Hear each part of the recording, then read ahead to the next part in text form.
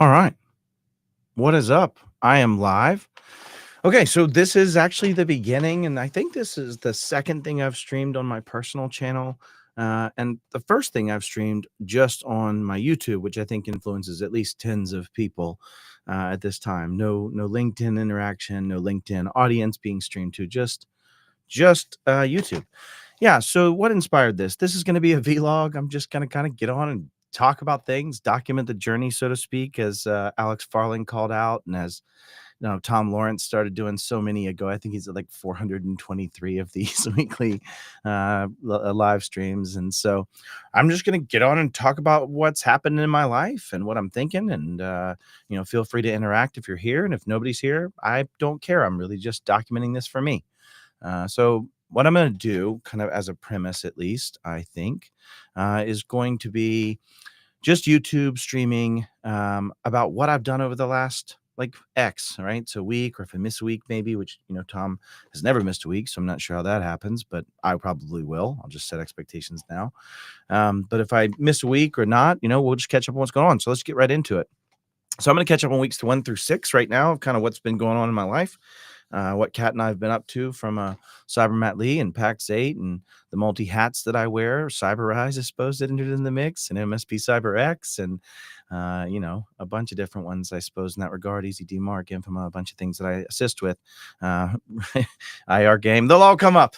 This is also somewhat of a transparency log for me, I suppose. I'm going to kind of just share what I do and, the extent that I can without non-disclosures and things like that. And we're going to start with kind of where I'm at for the last few weeks. So I'm at 12 prezos. The way I kind of think about that is individual, either web streams, live streams I'm involved with, pre-recorded stuff that I'm involved with, or actual individual presentations that I prepare. That's what I consider prezos. I have had 11 hours of education stuff that I'm doing where I'm just teaching, right? I don't really consider that a presentation. It's more one-to-one. Sometimes those lines blur, as you'll see when we get to like Wild West Hackin Fest here in a bit. But yeah, for the most part, education is going to be most of the stuff that I do in actual courses I teach with PAX 8 Academy or other things in that regard. So I've been on 12 flight legs, right? So far, Kat and I have both been on 12 flight legs. That just includes the various places we've been for the last 6 weeks. 24 total nights in hotels so far already this year. And it's not usually that way, right? Like typically my year ends in like November, late November, I guess. And I can start working on nerdy things like the stuff that I want to work on, projects, write-ups of things like the hacking, all those kind of things. But the years have gone by and it's just gotten progressively ending later. I think my last thing was in December and then beginning earlier. So my first thing's January something, I think. One of them being personal. We'll get into that here in a second. But anyways, short story is this is usually where I get to do like the intellectual work in a more, fervent, focused basis. For example, one of the things we're going to talk about is recording my CIS class for Wes Spencer and Empath and team. Okay, so 12 flights, 24 nights in hotels, I think 18 different ride shares, Ubers or Lyfts at this point so far. We've driven to 2 trips, one of those being a rental car, one being our personal car. And then I've been in 14 cities. Now, that sounds like a larger number than it is. It's really just anytime my head lands on a pillow in another city than the one I've been in. So that could be like Cleveland to Sandusky, or that could be, wherever to another place, right? So 12 different cities that I've been in. All right. And I think there's some chat. Let me just check and see. I appreciate your infinite wisdom. Actually, so Darren, one of the things that I'm going to be doing, and I don't think you can see it well in this, but so I'm going to probably talk about the things that are in my studio. This one is my computer security administrator top 10, Darren, that you sent me. And it is awesome. From something that looks like maybe the 1980s with Ma Bell. Maybe it was Bell South. Yeah, I think it was Southwestern Bell, so it was after the breakup. Anyways, but yeah, good to see you here, Darren. Thanks. I'm influencing 1s or 2s of people right now at this point. Very good to see you, buddy. Okay, so let's get into, I think, did I miss anything? No, cities, right? So I think that covers kind of that part of it. Let's talk about what I've done. So week 1, January, I actually had some really awesome news. I don't have a whole lot of people that I spend a lot of time with no other ulterior motive towards a mission or something from a work product perspective. And I guess that would be friends in human definition. But I have a really good friend of mine that has just found out in their 40s that they are pregnant. they have wanted a kids for a long time, and so I flew up to Green Bay to spend some time with this couple, my wife and I, and just ended up having some good conversations and talked about kind of where the current MSP that he works for is, and just had a really good conversation for a Saturday and a Sunday. So that was our first couple of flight sets that we had in and out. And other than that, we were kind of off, I think, until January 2nd anyway. So the first week was kind of just a burner week and some personal stuff. Week two, though, I had a couple of webinars. I think one, two, three, four, 4 or 5 webinars, it looks like, that I was involved in. And then I had about 10 hours of just burned, wasted time. And it sucks. And I think we've all had it. But in my case, it was I recorded a whole bunch of stuff for my empath class, and then I didn't like it. And so I burned it all.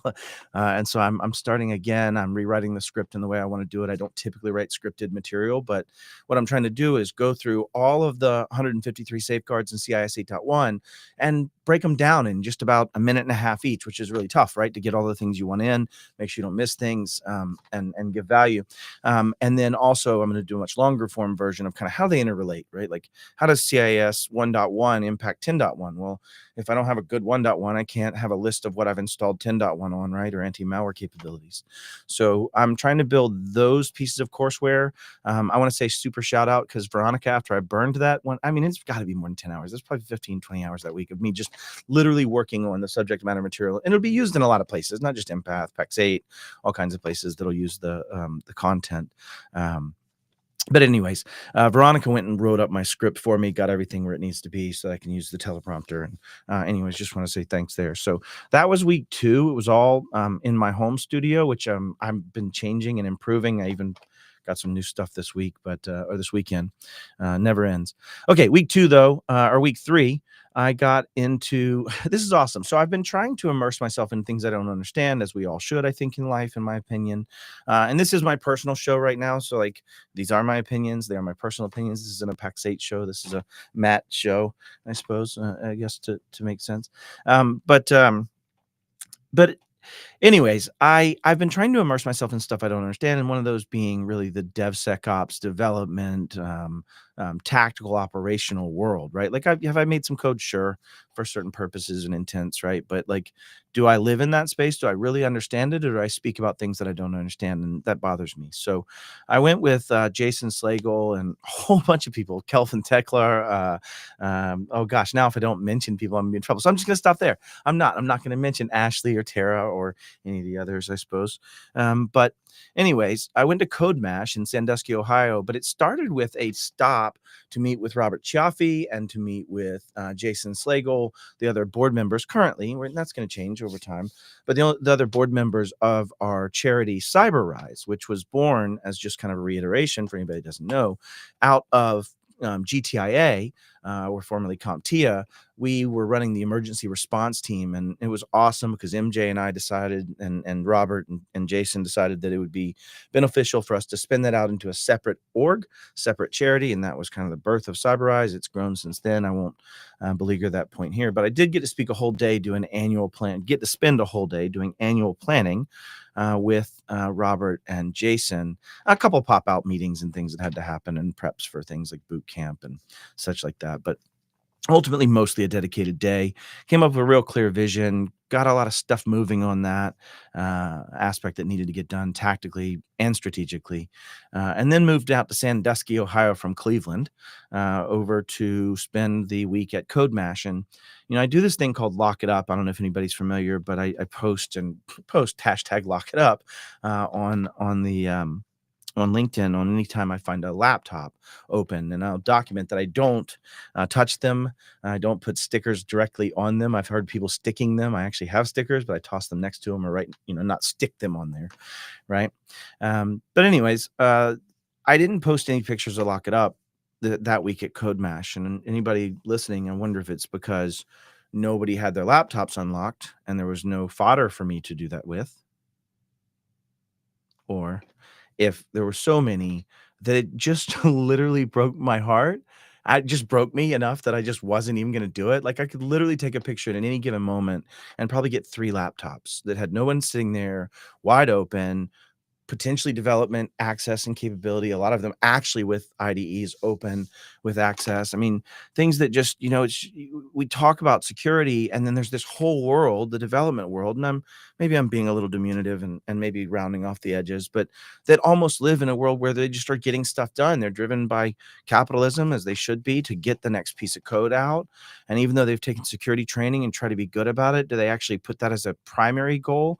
Or is that a secondary? Is it something that happens kind of as a, maybe if they're good, but not likely intentionally? And especially when it comes to hygiene or access or how they access things, the identity they're using, like lots of topics. And I will say that week was fantastic for a lot of those topics. We were seeing people having those conversations, but I only think there were 5 or 6 things on the security track comparative to operations and capabilities and AI and all the other things that were being discussed in there. And just an awesome conference. I would advise that if you are curious as to how that side of the half of the world lives, I suppose. Sorry, Jason probably identifies significantly more as a developer than I would, but to see how that other side lives, I suppose it's very valuable. I would recommend Codemash.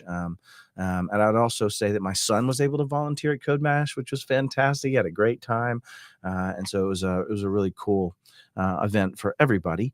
I got to attend, I think, 9 or so different talks and really got to absorb some things. It was interesting because I did see one guy later at Wild West Hackin Fest that I went to his talk when I was in at Codemash.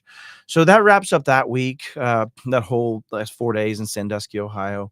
Um, Also should say that I've been doing a hard 75. And so during that week, Kat and I were walking in the snow every day for 45 minutes. And it was negative some odd degrees. It was cold. Same thing in the week before up in Green Bay and the following week coming up after that.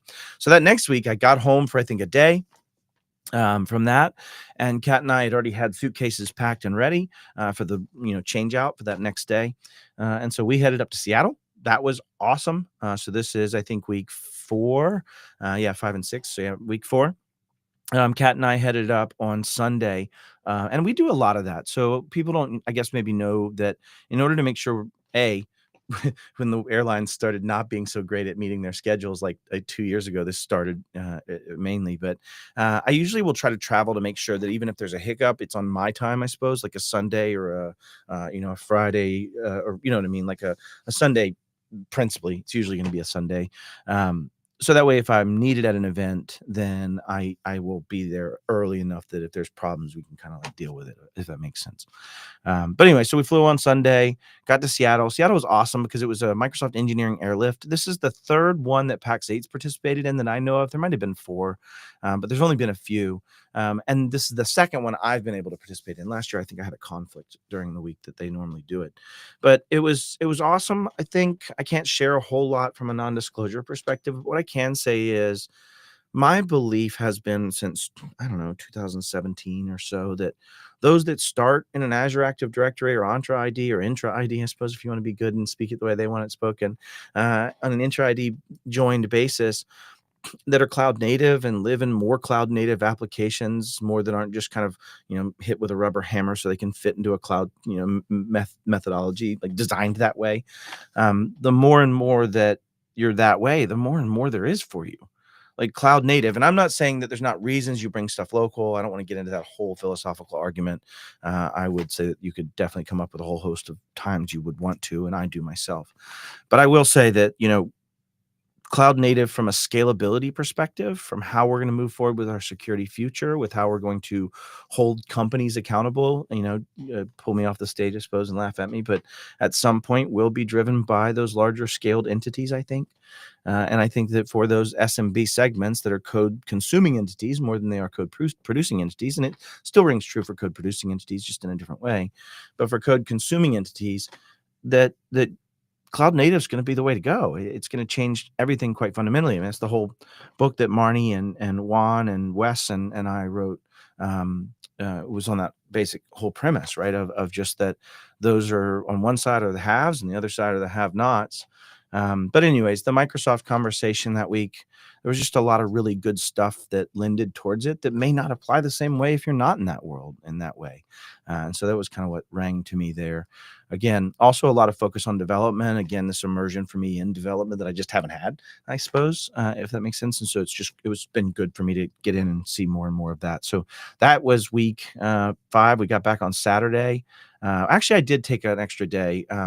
That Friday afternoon, after wrapping up the week, my wife and I drove to Oregon. My brother is a university professor down in Corvallis on computer vision and machine learning, and he's anyways, just fascinating to hang out with, and it's fun to see my brother once a year. So popped down there and spent a couple days down in Corvallis, and then went back home for, I think it was a 1-day turn. It was supposed to be a 1-day turn. All right, so week 5 was rough.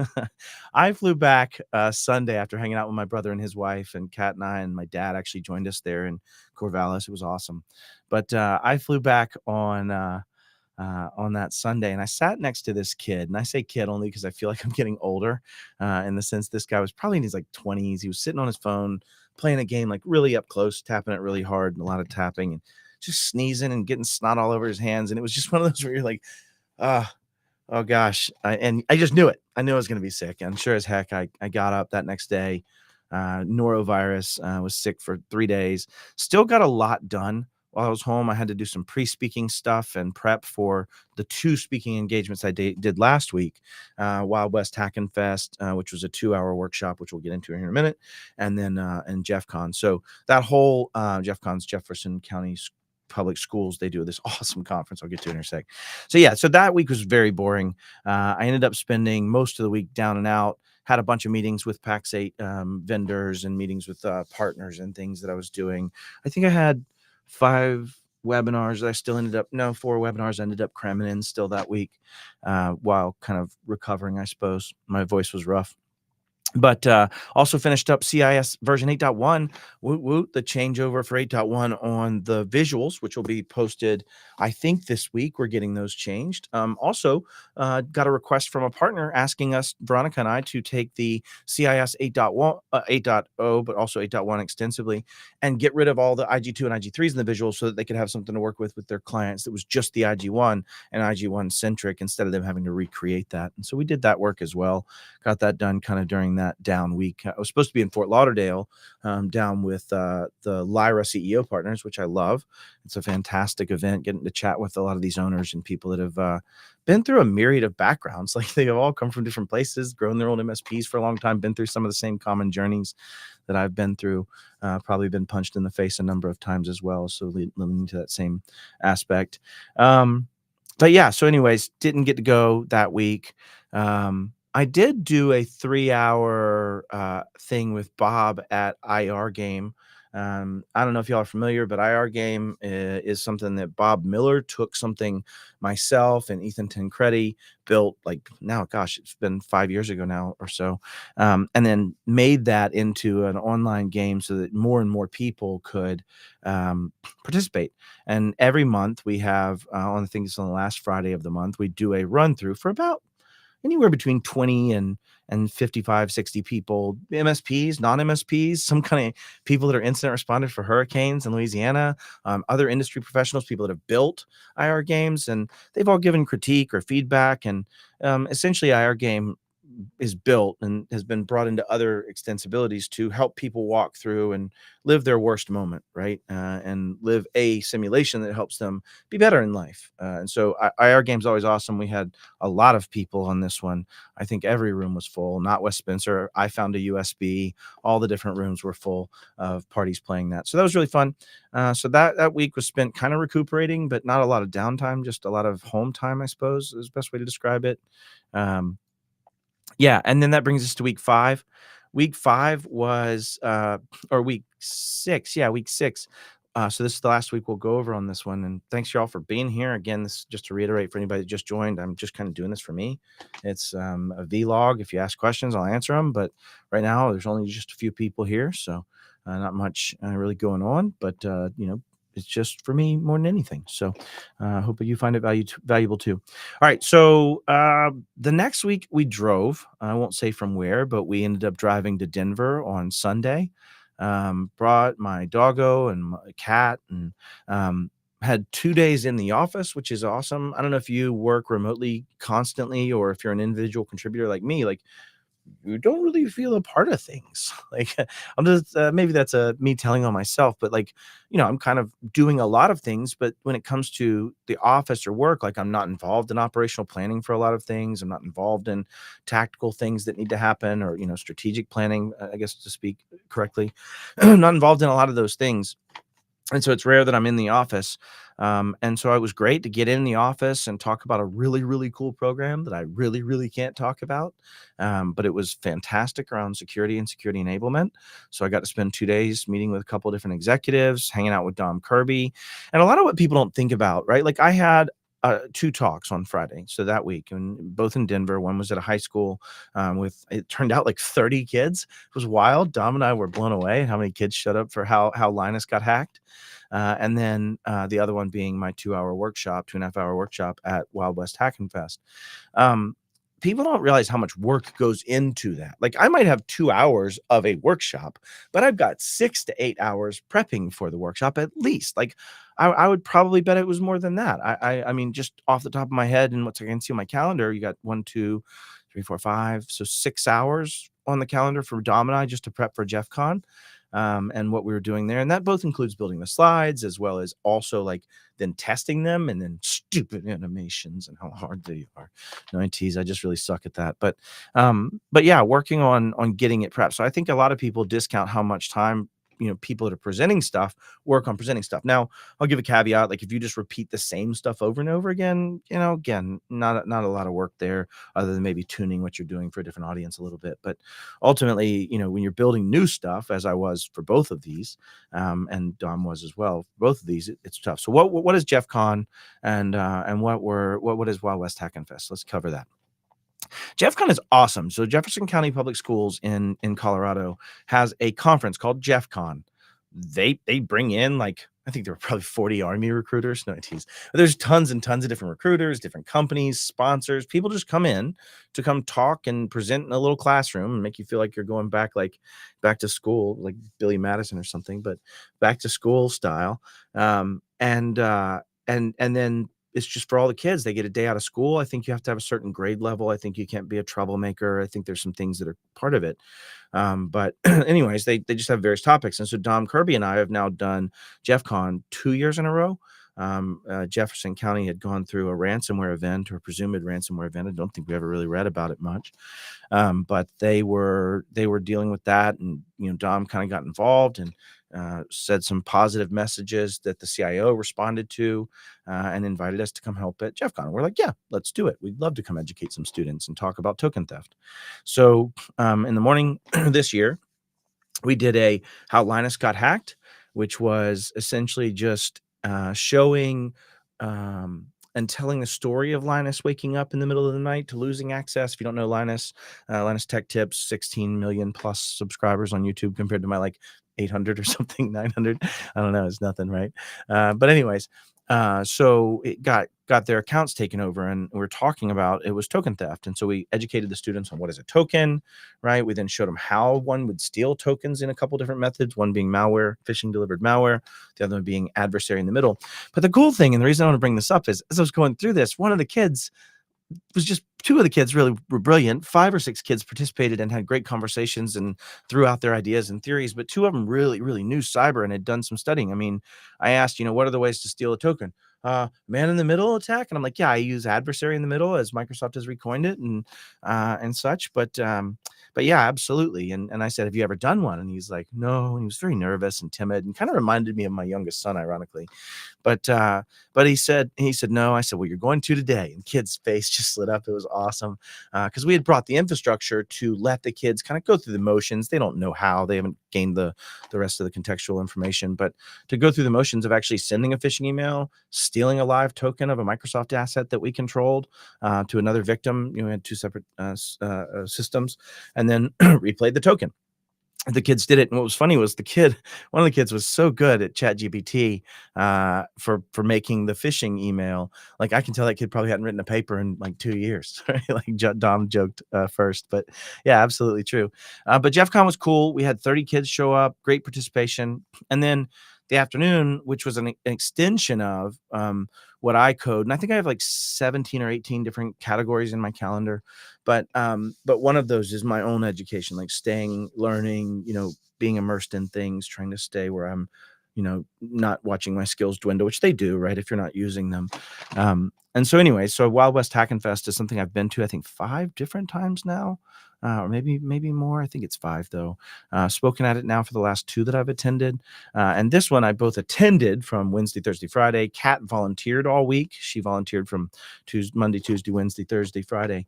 And I just love it. It's what they put on. It's what they do. If you haven't been to Wild West Hackin Fest, or you haven't immersed yourself in that cybersecurity conference, cybersecurity kind of world, it's just feels like home. It's just, I don't know. I don't know how else to describe it, but it's very different. And I'll give you a great example. If you look at all these badges behind me, how many percentage of that do you think have my name on it? Like 90-ish, right? 95-ish. You know what the other 5% is? The hacker conferences, where we don't put our names on things. It's just a badge. It doesn't say Matt Lee, so that somebody can sell me something or take a picture of it and make sure to reach out to me and try to sell me something. I guess principally it's always sell me something. But you look at it where those type of conferences exist almost purely for education. Are they sponsored? Yes, but they're not super expensive. Do the sponsors have a component where you see them? Yeah, they're usually gamified. Like, you've got to go get each sponsor to give you a stamp or a digital stamp, and your badge lights up. Like, there's things that drive those conversations. It's just, I don't know. It's just done the right way. So I always love Wild West Hackin Fest. I usually learn a lot of things. One of the things that stands out the most was one of the keynote conversations about AWS tokens, AWS device-based phishing and device-based attacks. And it's just rough to know that, like, even as you watch the partially implemented standard and then now partially fully implemented standard, but still can't get rid of this device-based attack, and there's no way to filter for it and not much logging for it. And just that kind of stuff, of a reminder of where we are in this world, that, the last bit of profit is usually the most evil. Jason Slagle says this, and I echo it, of, I think evil comes from the last 1% of profit. I think the 99% of that profit was fine. And it really is chasing that last one of saying, well, we don't have nobody's requiring us to be better.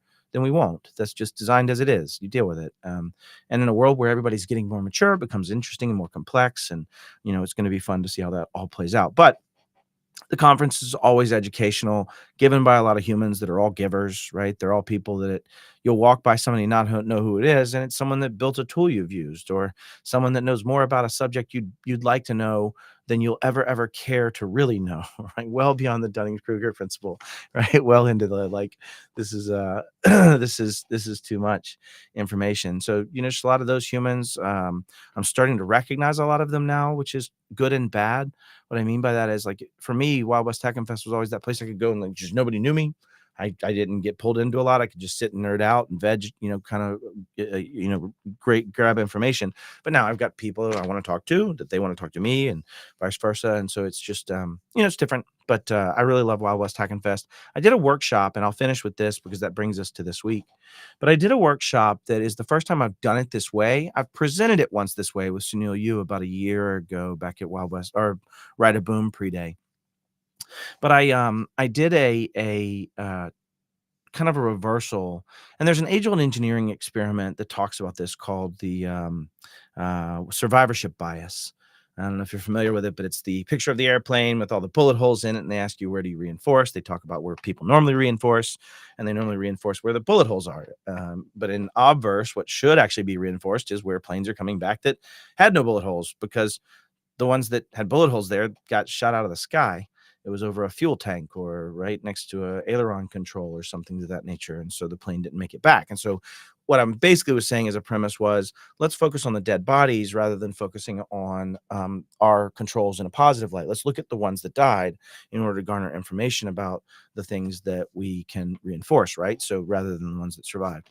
So anyway, short story, we took what I thought I'd prepared for 5 or 6, like London Drug for a Canadian one. I had the Cisco write up by Talos. I had LastPass. I had a bunch of other ones that we were going to do by basically following a few step process. And I guided what ended up being a ridiculous number of humans. I had no idea how many would want to show up for this. And I don't mean that aggrandizingly, like I was just shocked, and I'll get into it here in a second, but guiding a bunch of humans through a basically read modern articles that you trust-ish. And I say trust-ish because I'll go into what trust is real quick, and at the risk of maybe running just a little bit long. But um, I like Rob Reck. Rob Reck is at PAX 8, is our chief trust officer. But I like his definition of trust. Trust is 3 things. It is 1, having a 1-to-1 say-do ratio. If I say I'm going to do something, I'm going to do it to the best of my abilities. I'm going to try to execute it. I'll move heaven and earth to make things happen if possible. And if not, then I'll have hard conversations first, right? Have those hard conversations first. That's the second one. But the third one's the hardest to like force your way through. I think you can force your way through the first 2, but you can't really force your way through the third. And that is having aligned incentives, right? And so this understanding of it is usually in the company that's writing this article's best interest to not necessarily touch on some of the things, like, or to make them a little bit better than they were, or to kind of lie a little bit about it. I mean, it was only a few years ago that we really talked about the Microsoft doctrine, which was kind of the first time somebody was super, and I'm being a little summative, but one of the first times somebody was just super honest. Hey, we got pwned. Sorry, here's our stuff. That was back in like 2020 or so, or maybe I'm wrong. But anyways, the point is that the first step is to read these articles to try to discern what are the steps in the kill chain. Like, what can we get out of this? Like, how did this patient die?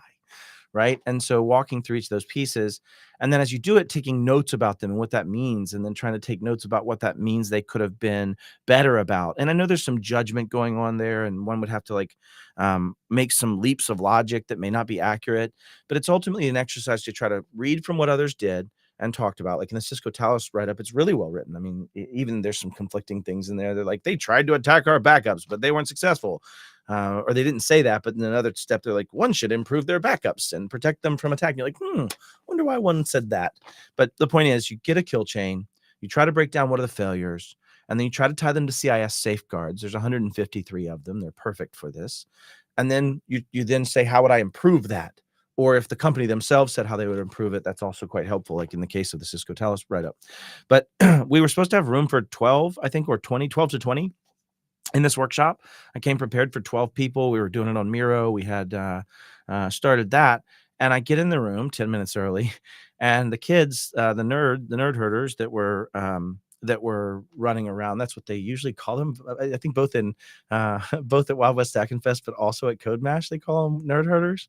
But anyways, the nerd herders were in the back with the list, and they had the people that were approved, and then the ones on the waiting list for this this workshop that I was doing. And so the kid looks at it, and you see his eyes light up. He's like, we have a problem. And I was like, what? Like, nobody signed up? Nobody wants to come see my stuff, I guess? Because a lot of enterprise world is NIST. It's not CIS. I was blown away by how much CIS there was. But anyways, he ends up explaining that they had said they'd approved 60 people to be in a 20-seat room. And they had 100 people signed up for it between that and the wait list. And I think a lot of that ended up being live streamed, because the platform allowed them. They ran Cvent to allow you to like stream the presentation for the 2 hours. Not as well participate, but certainly stream and listen. And yeah, ended up having a completely full room. They put chairs around the back. I think we ended up seating like 28 or 29 people in there. And then they recorded it. And it was very well participated. People were pushing back. People had great ideas. People could see the connections.